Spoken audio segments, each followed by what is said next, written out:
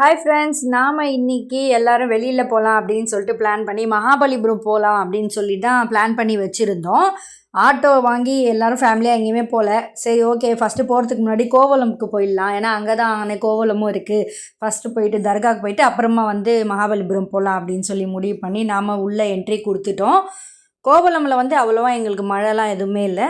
Last time புதுசாக auto வாங்கி வந்தப்போ செம்ம மழை. நீங்கள் அந்த வீடியோ பார்த்துருந்தா உங்களுக்கு தெரிஞ்சிருக்கும். அப்படி ஒரு மழை.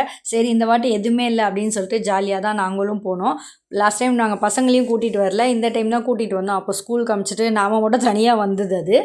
இப்போ பசங்களும் வந்திருந்தாங்க. கண்டிப்பாக நம்மளை விடவா போகிறாங்க, எதுனா கேட்க தான் போகிறாங்க. சரி, நம்ம அப்புறமா வாங்கலாம், மகாபலிபுரமில் வாங்கலாம் அப்படின்னு சொல்லிட்டு அவங்கள ஏதோ நைஸ் பண்ணி ஒரு வழியாக சரி உள்ளேயாவது போயிட்டு வந்துடலாம் அப்படின்னு சொல்லிட்டு போயிட்டோம். உள்ளே என்ட்ரி கொடுத்துட்டோம். அப்புறம் கூட்டம்லாம் ஒன்றும் அவ்வளோவா இல்லை, யாருமே இல்லைங்க. ஆக்சுவலி பொங்கலுக்கு போகலான் தான் பிளானு.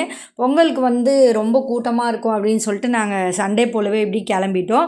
உள்ளே போயிட்டு இந்த மயில் இறகுல அந்த துவா படித்து ஓதுவாங்க, அதெல்லாம் நல்லாயிருக்கும். சின்ன வயசில் நிறைய பார்த்துருக்கேன். பசங்களுக்காவது துவா படித்து விடலாம் அப்படின்னு சொல்லிட்டு உண்டியலில் காசு போட்டுட்டு துவா படித்து முடிச்சிட்டோம். அப்புறம் அங்கே தர்காவில் எடுத்த ஃபோட்டோஸ்லாம் அப்லோட் பண்ணியிருக்கேன். பிடிச்சிருந்தா லைக் பண்ணுங்கள். இதோட பார்ட் 2 விலாகும் வருது, கண்டிப்பாக பாருங்கள். தேங்க்ஸ் ஃபார் வாட்சிங்.